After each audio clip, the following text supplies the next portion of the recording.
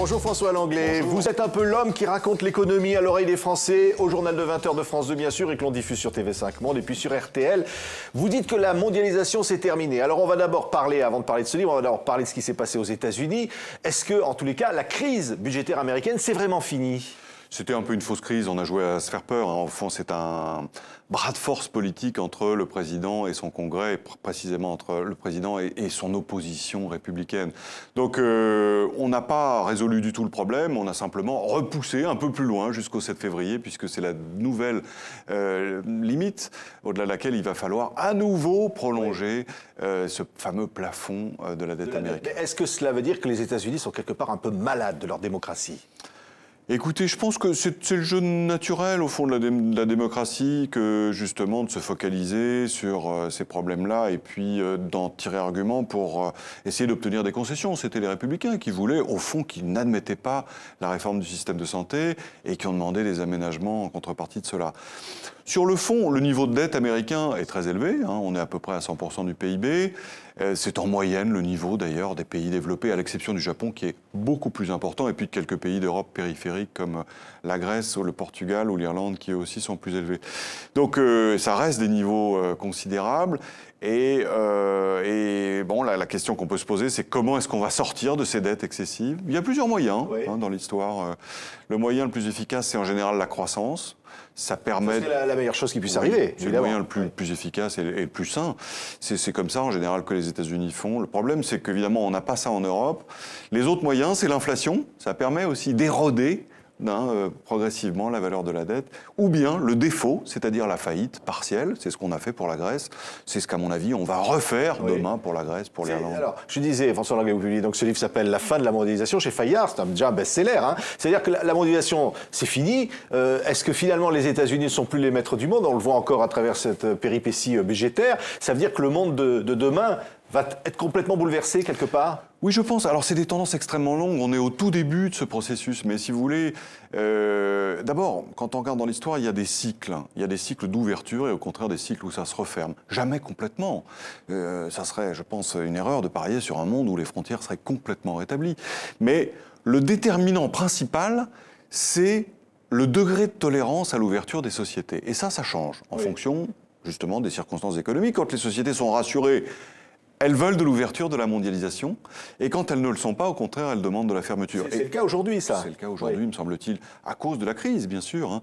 Et on voit déjà un certain nombre de petits signaux qui annoncent ça, le retour du protectionnisme dans différents pays, le fait que la finance se renationalise, les mouvements de capitaux, qu'on réintroduit dans certains endroits le contrôle des capitaux.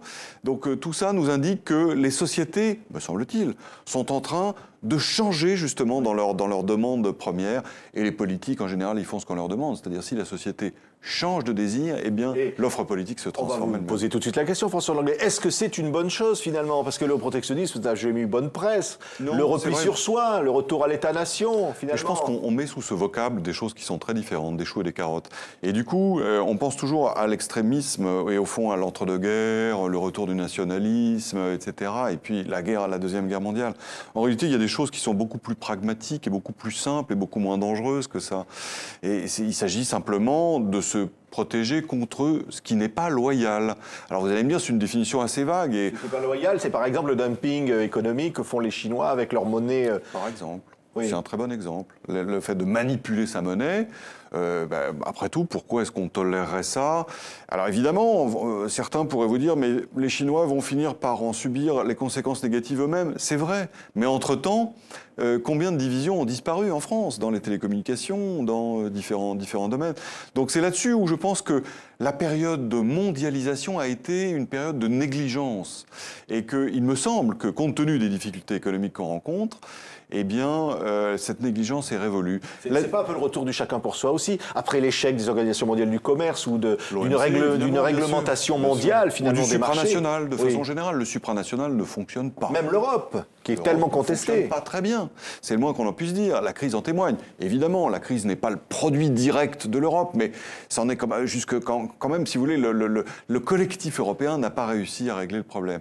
Parce que, évidemment, c'est au niveau national que sont opérantes d'abord les structures politiques, les leviers de commandement, plus ou moins d'ailleurs, hein, et que c'est au niveau national que les communautés culturelles et politiques existent. Oui. Ça veut dire un retour finalement à la politique, c'est-à-dire aux politiques nationales, finalement, qui ont eu parfois le sentiment que le pouvoir leur échappait au profit de pouvoirs lointains et qu'ils ne maîtrisaient pas. Est-ce que c'est une victoire démocratique, la fin de la mondialisation? En tout cas, si vous voulez, au-delà d'un certain seuil, qu'on a probablement dépassé, mondialisation et démocratie entretiennent des rapports difficiles. Parce que justement, le pouvoir, on voit, les leviers lui échappent. On voit ça d'ailleurs dans l'espèce de micro-mondialisation qu'est la zone euro, où vous avez en gros les mêmes caractéristiques, mais juste à l'échelle d'un continent. Nicolas Sarkozy et François Hollande se succèdent, ils font la même politique. Exactement la même. Hein. Donc évidemment, François Hollande... C'est ce que disent ceux qui voudraient qu'on aille plus à gauche, qu'éventuellement, au prix de creuser même le déficit, on relance le pouvoir d'achat en France. Alors, on n'est pas forcément obligé de partir dans ces extrémités-là, mais ce que je veux dire, c'est que finalement, les leviers de commandement de la politique économique, ils sont en réalité au plan européen. Alors on peut s'en réjouir ou s'en inquiéter, c'est pas mon propos. Ce que je veux dire, c'est que l'échelon national ne correspond plus véritablement à un levier de décision et d'action politique. Du coup, ça nourrit des frustrations importante, et ça nourrit les partis extrémistes, à gauche comme à droite. Parce que ça veut dire que finalement les politiques ont l'impression d'être soumis à l'économie. Oui, alors et je pense que c'est le cas dans certaines périodes, mais c'est un sentiment qui n'est pas durable, parce qu'en général, les sociétés ont le dernier mot. Et lorsqu'elles-mêmes ont le sentiment que ça leur échappe, elles finissent par reprendre un peu la main. Alors, pour autant, il ne faudrait pas en conclure qu'on doit se dispenser des adaptations nécessaires.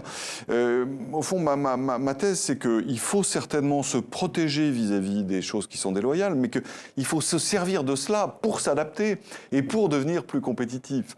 Hein, et que si on veut justement jouer dans la mondialisation de demain, probablement moins ouverte et d'un certain côté moins dangereuse, le rôle qu'il nous faut pour occuper tout le monde, pour donner du boulot à tout le monde, eh bien, il faut alterner et être beaucoup plus pragmatique qu'on l'a été jusqu'ici, alterner entre protection là où il faut et ouverture et en tout cas adaptation là où il faut. Pour ça, il faudrait un retour de la confiance. On voit, vous le disiez, le retour des populismes. Au contraire, le retour de la confiance, c'est possible quand même, François Langlais. Ça viendra un jour ou l'autre, on n'y est pas. Hein, et c'est vrai que là, tout ce qui passe nous en éloigne, mais un jour ou l'autre, quand on aura réglé ces problèmes de dette importantes, eh bien, on peut penser que petit à petit, une autre génération va arriver au pouvoir, qu'elle sera moins formatée par les idéologies qui ont causé la crise dans laquelle nous sommes, et bien que justement, à ce moment-là, on retrouvera un mix de politique économique plus efficace. Merci François Langlais. Merci à vous. La fin de la mondialisation est publiée chez Fayard, et je le disais, c'est déjà un best-seller. Merci d'avoir été l'invité de TV5 Monde.